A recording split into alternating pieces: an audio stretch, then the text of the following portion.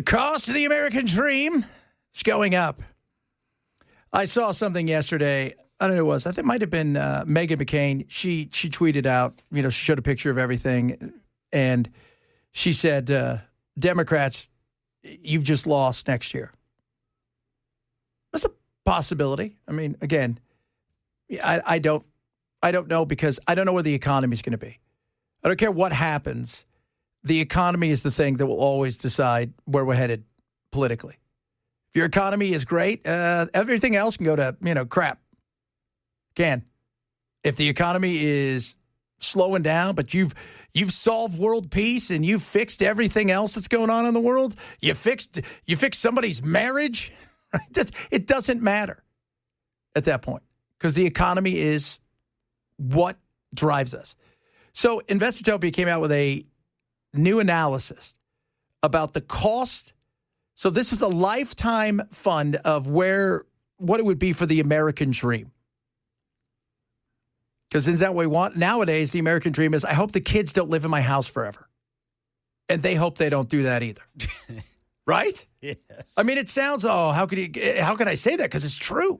Yeah. Chances are they don't want to live with you either. No. But they don't have a choice. That was my daughter. She did not like it. Yeah, she's like, they're not here because we want to hang out with you, Dad. Oh.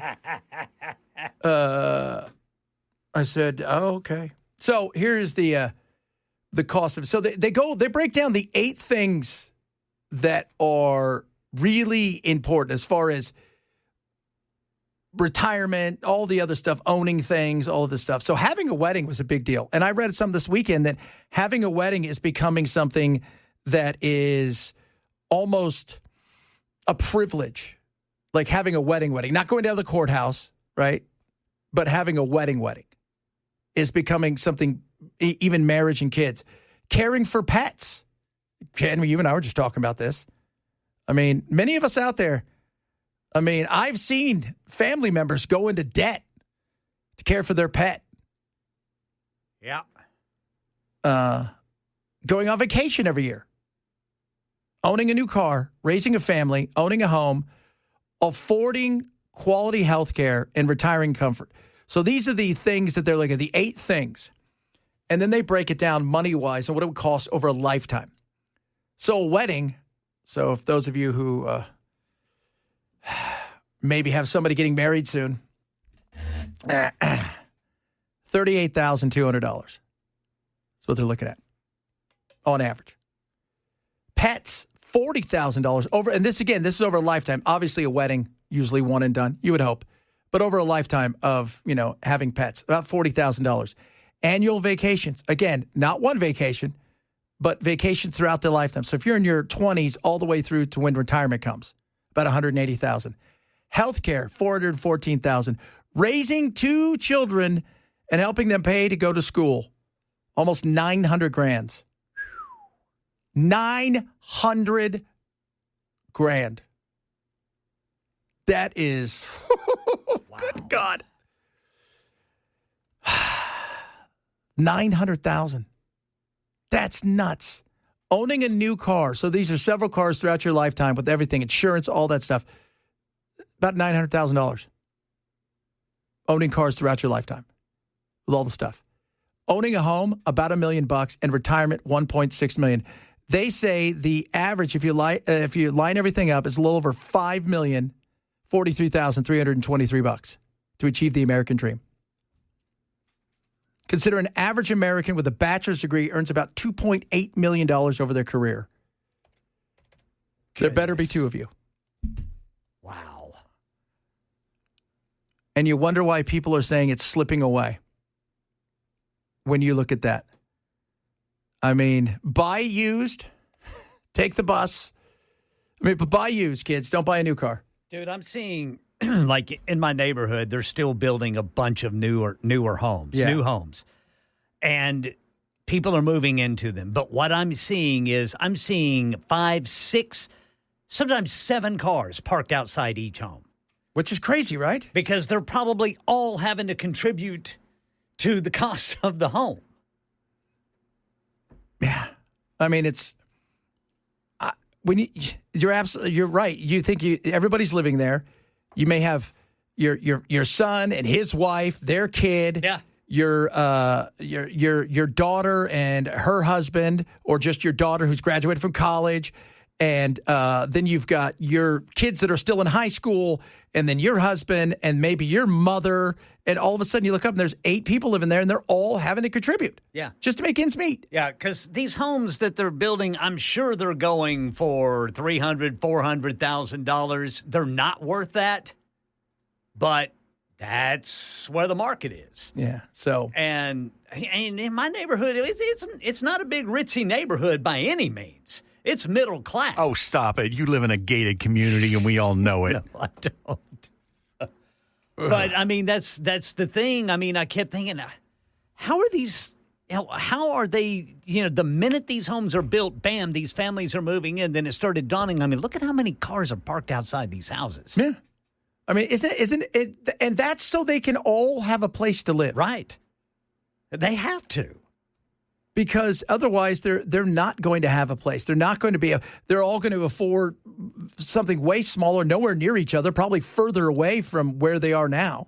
Somebody texted in and said back to living like the Waltons. That's kind of it. At least the Waltons had room for all their kids. The Waltons had a mountain.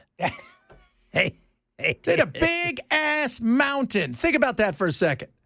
I mean, it was kind of a different time. Night, John boy. Night, John. Just shut up. Leave me alone. I'm thinking dirty thoughts, you kids.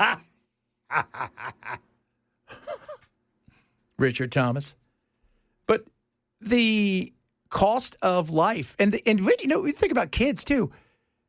There's a lot of young men and women that would like to have kids. We went over that a couple weeks ago about how young men in particular want to have a family, and that young women are getting further ahead in their careers. Families aren't anything. But families aren't affordable. They're not. They're just not affordable for a lot of young people. Now, you find a way. You realize when you have one, and you and I both know this, Ken, you find a way. Yeah. But it scares the woo out of you. But when you look at this, and like you said, you got 8 people living in a house. And it's scary. Because is this what's going to happen? I mean, is this the new norm? Because my kids I'm like, are you guys ready to leave yet? When is that happening? You guys cost me a lot of money. What day are you leaving? Never? Jack's like, I'm still in high school. Well, you know what, Charlie? I know you're only in 2nd grade or whatever, but it's time to earn a living. Time to start considering what you're going to do after you live here. Yeah, totally. Somebody said people used to get married in the backyard or the church. Families had one car. They drove, till the wheels off. Vacations were a week crashing with relatives. If you do that, owning a home and retiring are actually affordable. Yeah, it is. And there's no doubt. I mean, they asked these people what they were looking at, and this is over time. But owning a home, it is crazy expensive, and it is finding one that you can afford in an area where you kind of want to live and at least can get to work in a decent time. Mm-hmm. As we've talked about, man, people are moving out. We're not building up. They're moving out further. So you're making those choices about how long am I willing to commute every single day so I can have a backyard? How long am I willing to do that? Is it going to be, am I willing to do this for forever? I did it for a long time with, when we were in Arizona, and I didn't have to. We could have moved sooner, but we already had a really nice place, and I thought, well, it's okay. But, man, I tell you what, it kicks your butt. You start driving an hour each way every day. Yes, sir. That sucks the soul out of you so bad. Yes, sir. I mean, I'm telling you, dude, it's close to an hour for me to work and home from work to Murfreesboro, just like it is everybody else in Murfreesboro. And I just, and Murfreesboro is crowded. My goodness, Murfreesboro is crowded. So for folks who are living further south of Nashville, out, in some of those communities, that like Manchester, Tullahoma, places like that, McMinnville, that aren't as crowded, you're looking at a 2-hour in, 2-hour back. That's 4 hours a day you're on the road. How long have you lived out there? in Murfreesboro since 2015. What was it like at 2015? Was it an hour? No. Well, and I worked in the mornings. So during that time, I mean, and, you know, I drove over the speed limit, but I was able to get into work within 23 minutes.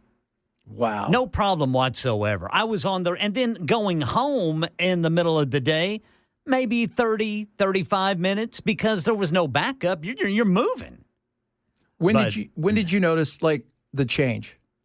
I started noticing more traffic, like just a slow build, even in the overnights, just a slow build up almost immediately, almost 2016, 2017. I remember whenever we were moving out here, we were calling people in 2014. I mean, we came out here sight unseen. We happened to find an apartment complex there in Murfreesboro that had 3 bedrooms, a pool, and all that, and we got it for under $1,000 a month in 2015. You cannot do that now. No. There's nowhere in Murfreesboro like that I know of. But I just started noticing traffic getting heavier and heavier, and it's building now. I mean, I get out of here at 6:15, in between 6:15 and 6:30 every day, and it's still an hour home. 24 is still a parking lot from basically 440 down to Bell Road. See, it's when it was a big thing when we moved out here. I told my wife, I said, I don't want an hour commute every day. I can't do it back and forth because I was doing 65 miles to Phoenix, man. 65 miles back. Yeah. It was, I'm leaving at 2 in the morning and getting home at 7 o'clock at night because I had so much stuff. I said, that of all the things was the most draining thing was being in the car.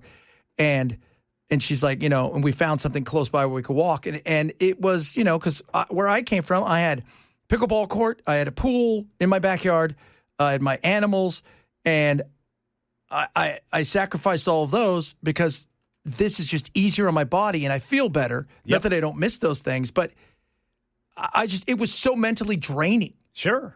I don't want to do that because it just, and it gets, and I'm sure you know this, man, it gets so depressing.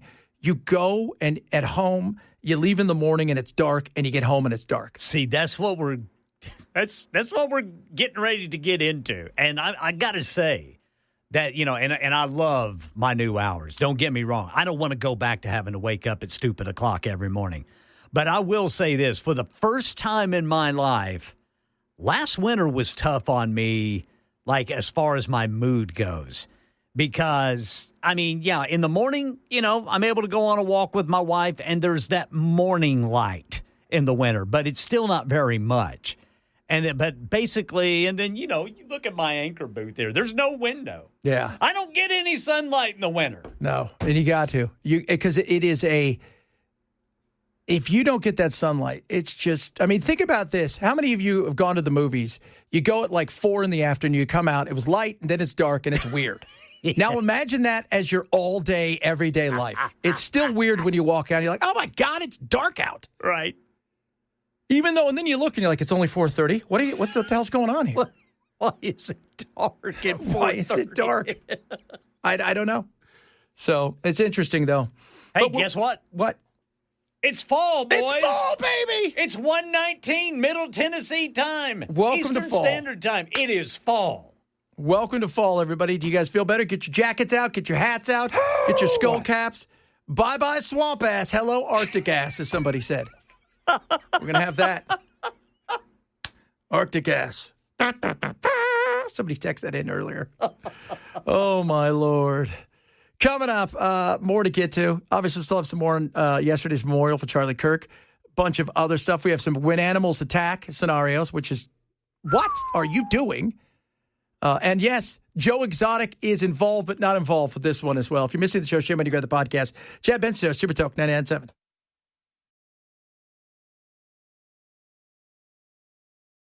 A lot of you guys chiming in about the cost of life. Man, the cost of life is more and more expensive. And everybody always, they want to go back and compare it to what was like in the 70s and 80s, even the 90s. The inflation rate, the interest rate's one thing, but when you look at how much more expensive houses have become, they've outpaced so many things. And car payments. I mean, you name it. It is just crazy how expensive things are.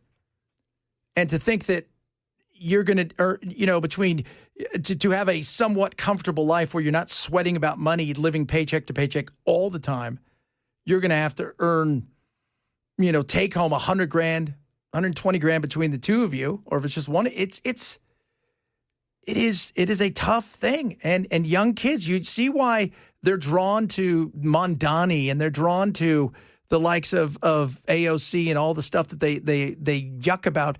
It's because they're frustrated. They're angry.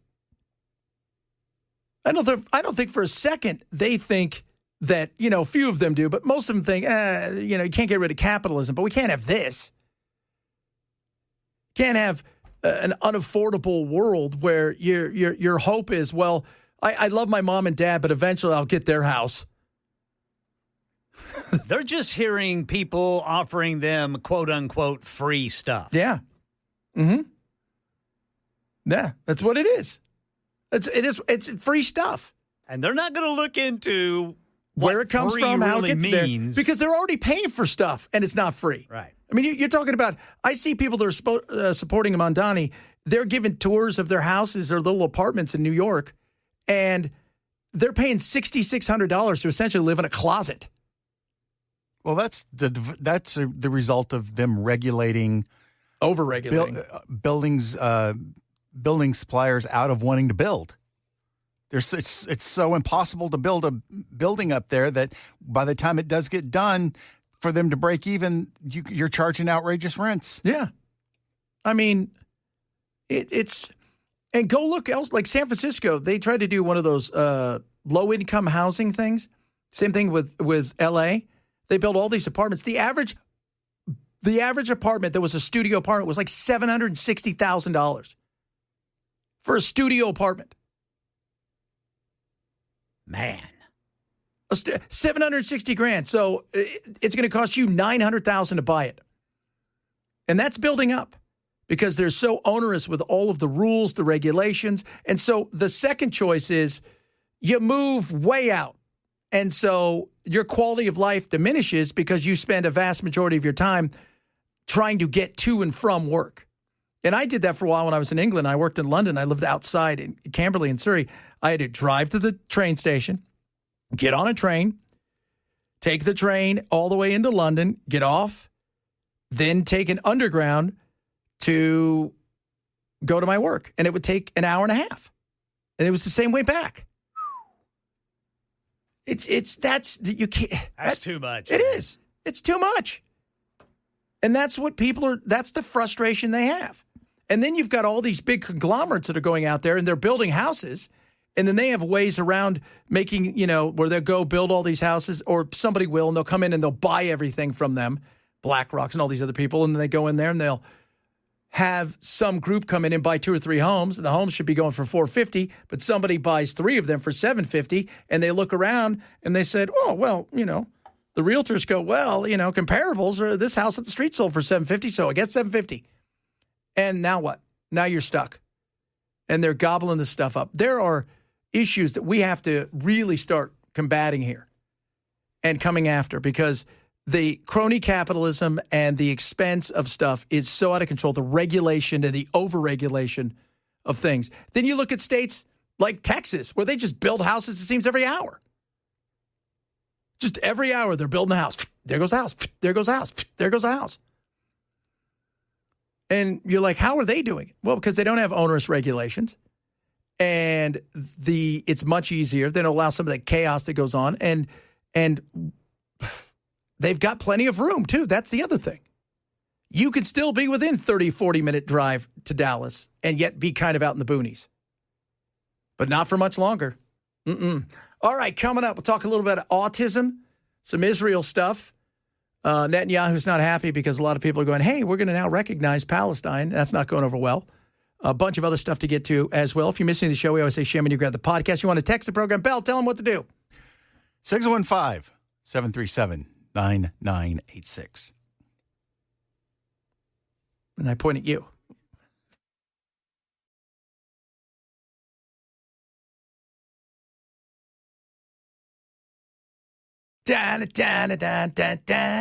Oh, the View. They're staying tough. No one silences us. That's what when I hear the View. This is what I think it sounds like. That's what it sounds like. Trump's evil. Nobody silenced them. Even though I will say Ted Cruz. I mean, I thought the FCC went too far. I mean, you can say what you want about the FCC, and did they? But even Ted Cruz said it sounded a little bit, mobsterish. We can do this the easy way. We could do it the hard way. You could do this or you could do that. That's all I'm saying. It's up to you. You make the decision, but... And then they sent him a fish head. Yeah.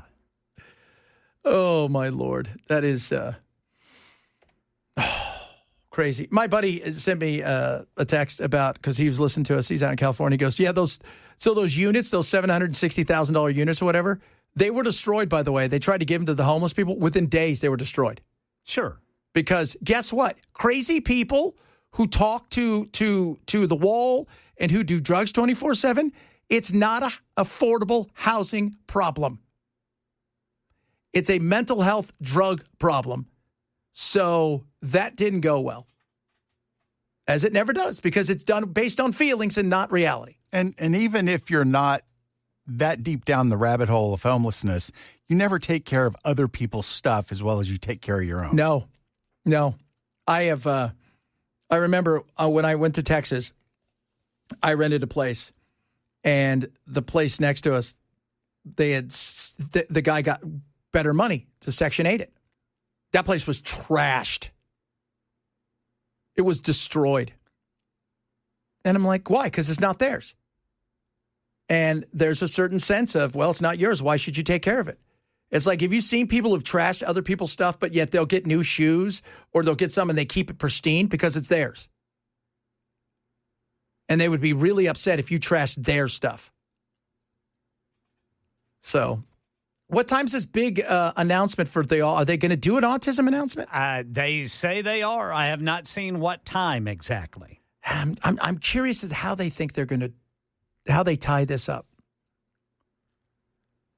Now, my eldest, she's got autism. She's high functioning, but you would spend 2 seconds and go, oh, she's on spectrum, right? Like she'll look through you sometimes. You're like, I have no idea, and she gets hyper focused on things. My 2 little brothers, very autistic. But I coach my little brother Spencer's soccer team now. He's special needs. He's got, he's got brain damage and a G tube and all of this kind of stuff.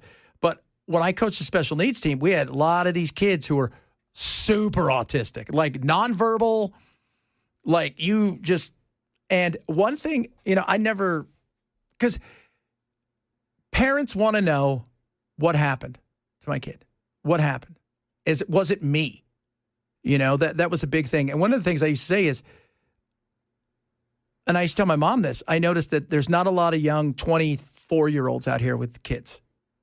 And 30-year-olds that were, and their kids are 9 or whatever. You don't see that. You see a lot of women in their and husbands in their 40s and 50s, and it's the only kid they have, and they're 10 or 11, and they had him later. And that was one of the things that I thought, that's something I see that is, you can go, well, can we look at that? Because autism, again, the spectrum is huge nowadays. It's so massive. The rainbow spectrum has gotten so huge. Do you wear a left shoe? You're autistic. You're autistic, right? You're on the spectrum. You're neurodivergent. But when you meet somebody who's autistic, like some of them are brilliant. And some of them they're so high functioning, that, they're going to live a normal life. Like my eldest, she's going to live a somewhat normal life, but do I ever think she's going to live forever far away? No. And it's one of the reasons we kept her home out there is because we always know that's where Grandpa was. She's still obsessed with that.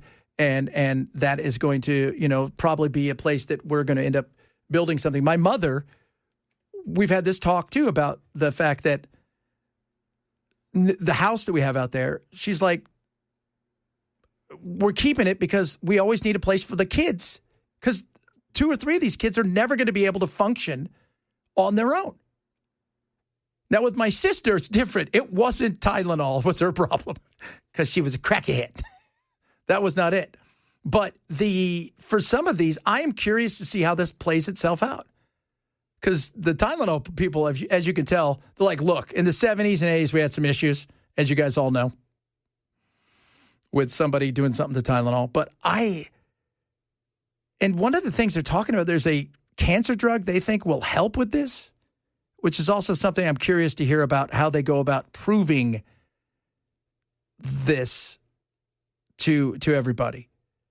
And he said, I mean, what did he say? He said it'd take him 4 months, and it's been about 4 months for him to come down with what he believes to be the cause of it. Now, how much of a cause of it, I don't know.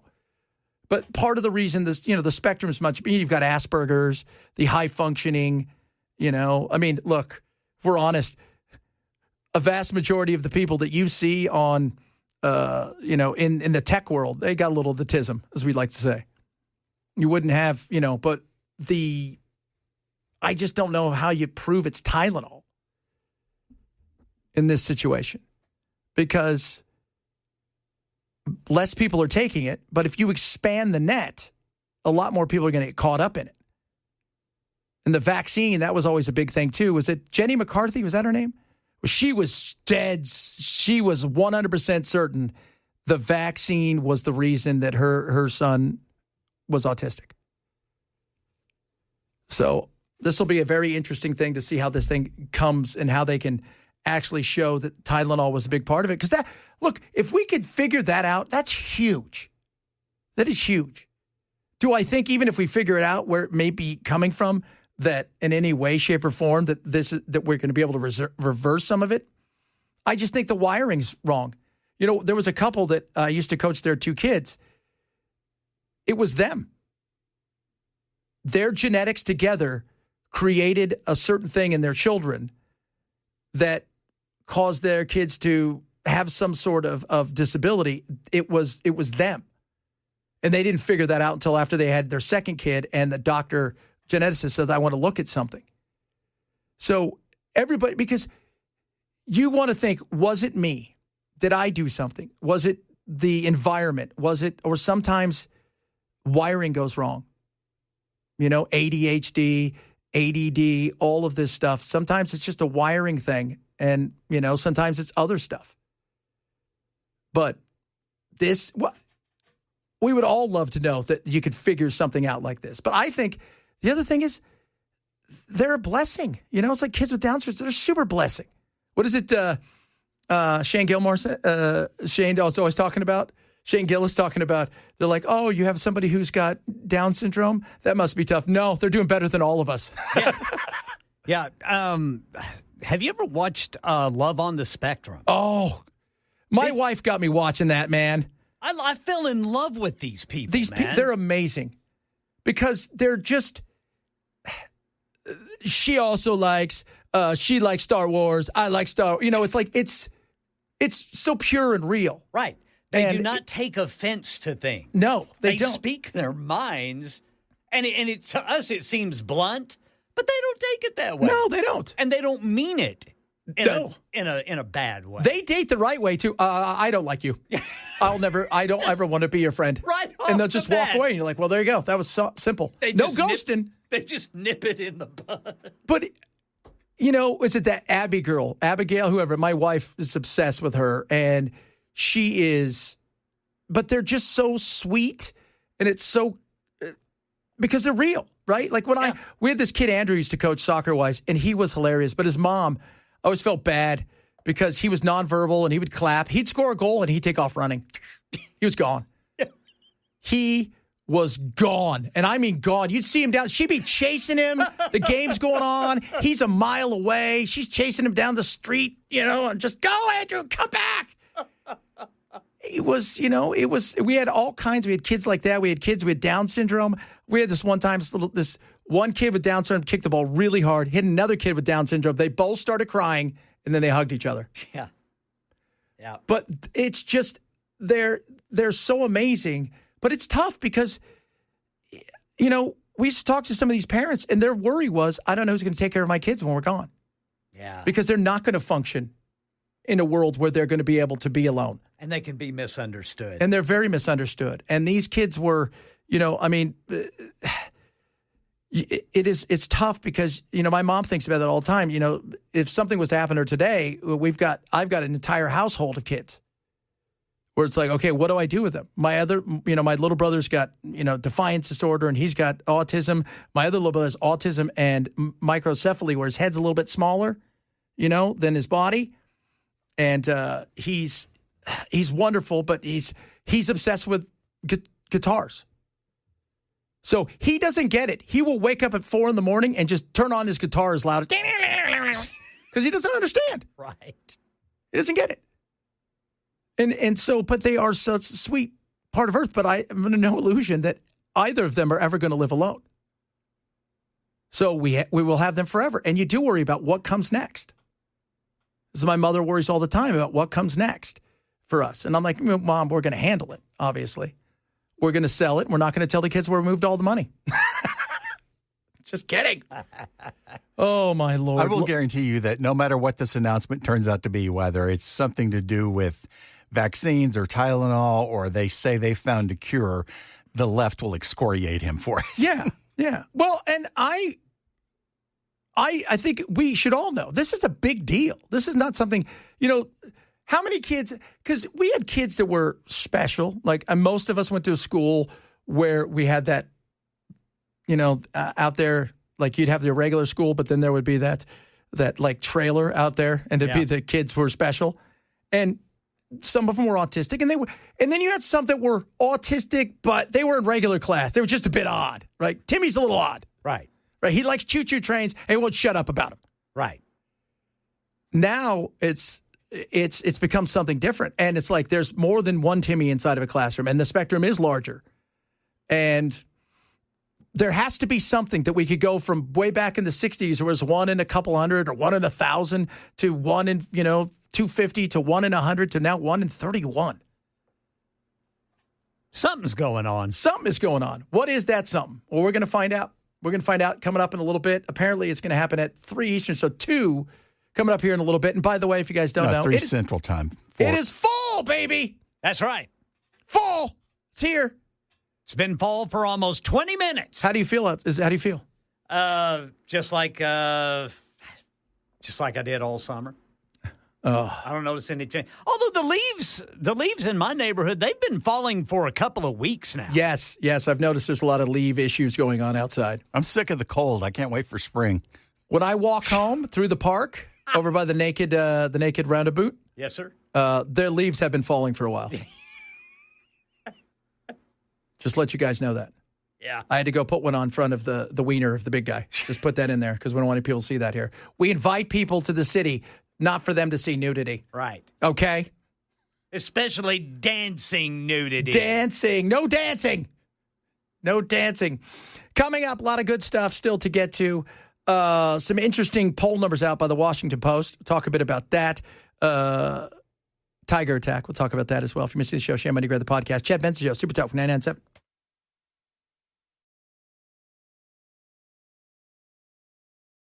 Speaking of animal attacks. This morning, the family of Tiger handler Ryan Easley is in mourning after he was mauled to death at his tiger preserve in Oklahoma. Oh, no. We're not going to be grumpy.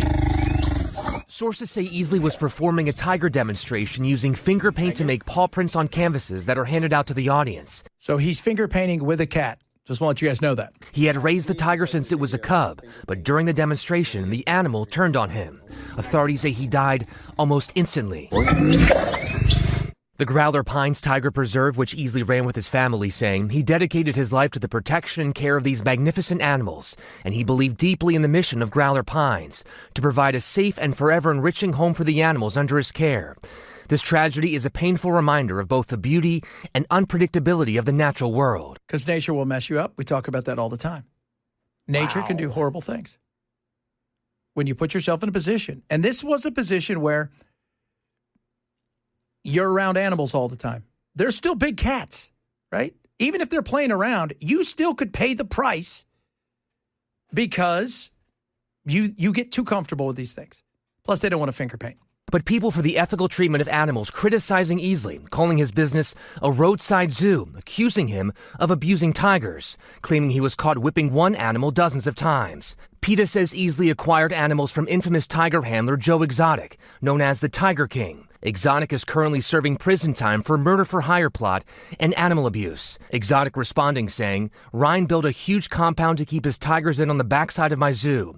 PETA doesn't know crap. The preserve's website says the business provides a safe and comfortable life for tigers and has passed 32 surprise inspections without an issue. Easley is survived by his wife and daughter. A fundraising site set up for them has already raised more than $15,000. It's not clear what happens to the tiger involved. The preserve has canceled all upcoming tours. Well, that's good. I mean, I would think they would.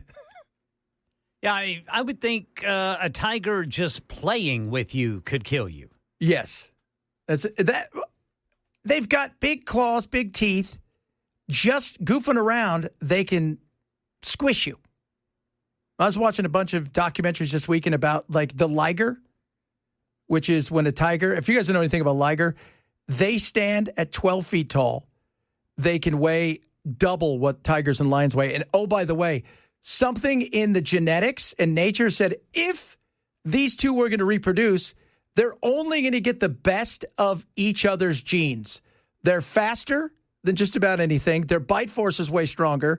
They swim better than anything else.